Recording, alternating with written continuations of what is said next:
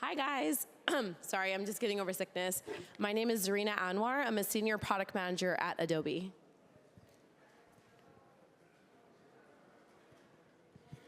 Hello. Yeah, this is 𝗣𝗿𝗏𝗄𝗏. I'm a technical recruiter with Meta. Hi there, I'm Danielle Landrin. I serve as the Director of Talent and Culture at 𝗣𝗿𝗏𝗄𝗏. 𝗣𝗿𝗏𝗏 is a Series B biotech in San Mateo, specializing in antibody-based biologics, primarily for oncology. Hi, everyone. Hi, everyone. My name is 𝗣𝗿𝗏𝗄𝗏𝗏.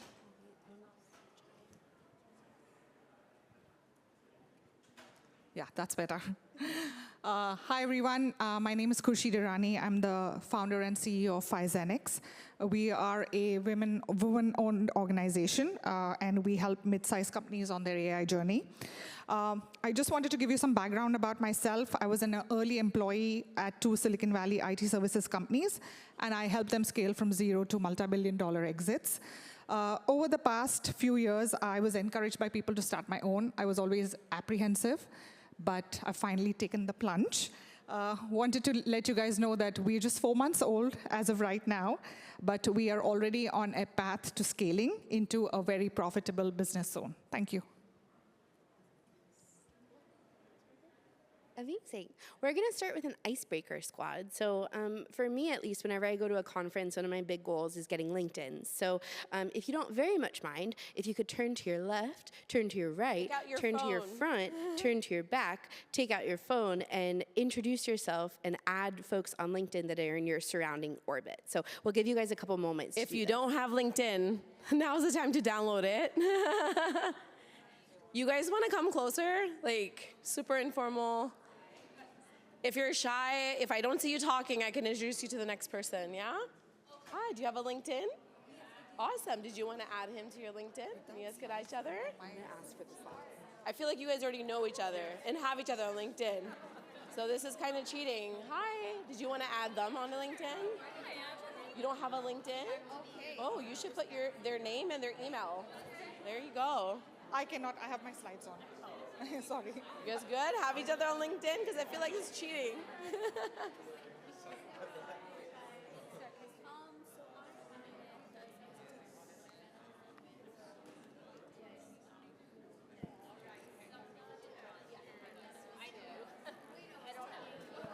You guys, if you're with someone you know, move. Move around.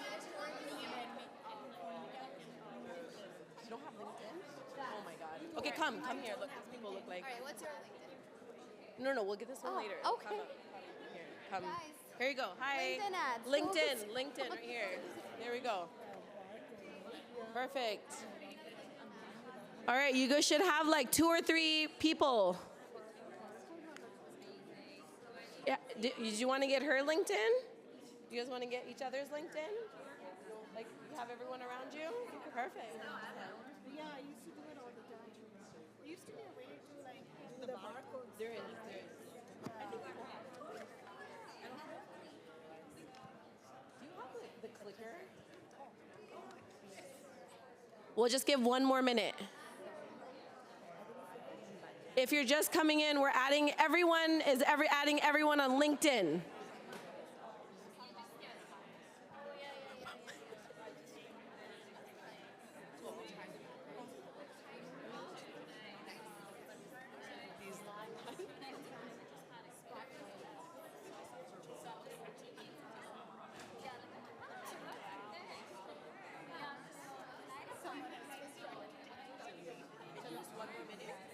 You guys, 1 more minute. Again, you can stand up and walk around. Not on your profile, but if you go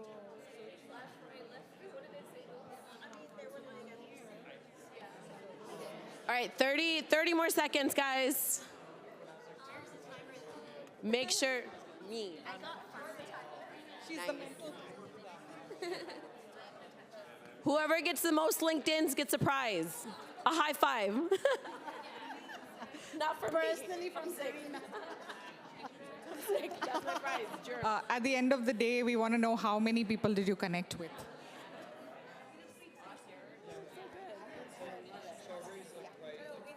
Okay. Oh, what the hell? All right, guys, if we can start taking our seats.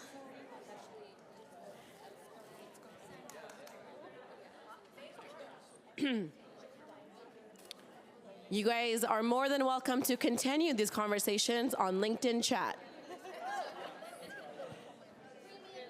3, 2, 1. All right. Let's start, guys. Okay, so today I'm going to talk about AI hiring hacks for job seekers, and I think this is an interesting topic if you're currently looking for a job. So let's go back and talk about ATS systems. How many people in this room know what an ATS stands for? Thank you. 2, 3, okay. I think majority of the crowd doesn't, so that makes sense. So when you are applying for a job on the careers page of a company's website, and let's pick up Palo Alto Networks, for example, you see a program manager position, you apply. Where does your resume go? It goes into the company's ATS. ATS is an applicant tracking system. That's where your recruiter looks at your resume, figures out if he or she wants to move you into the next round of interviews, etc., right? So what happens when your resume goes into an ATS?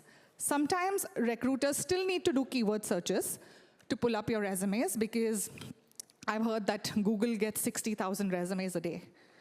And no sane person can look at 60,000 resumes in a day. So they do their own keyword searches as well. Now, with AI, things are getting more and more tougher. Tougher for the recruiters, but there are job hacks that you can take care of as well. So some of these AI resume optimization tools, and I think you should take a picture of this because I've done a lot of research to get these up for you, help you in crafting your resume. When I say crafting your resume is they look at the job description, they look at your resume, and they add keywords to your resume. Now, there's something called being ethical in AI as well. So when I say being ethical, it is important that you don't blindly submit your resume once you've put it into the tool, because that does not make sense. You still need to look at your resume just to make sure if it has the keywords, do those keywords make sense, and have you worked on those tools, etc., right? So with these tools, if you use these AI optimization tools, what will happen when your resume goes into an ATS at Palo Alto Networks for the program manager position, if you have been a program manager working on security projects, your resume might get pulled up a little bit earlier than somebody who does not have those keywords. But you know, AI now, with some of the AI tools that ATSs have as well, they start looking at the keywords too. So I would say if a job has 100 resumes, you should be the one that should be on the top 10 with your keywords, etc., right? Now, once the resume gets looked at, you know, and the AI tool at Palo Alto Networks on the ATS says, you know, Gulrukh, your resume is number 1. The recruiter opens the resume and looks at it. So this is the first step. If you do not conquer this step, you're not even going to be looked at by a recruiter, right? So you have to keep some things in mind. AI is evolving each and every day. There's new things coming up. You have to be up to date with what are the tools, techniques in the market right now, especially if you're a job seeker in this current market scenario.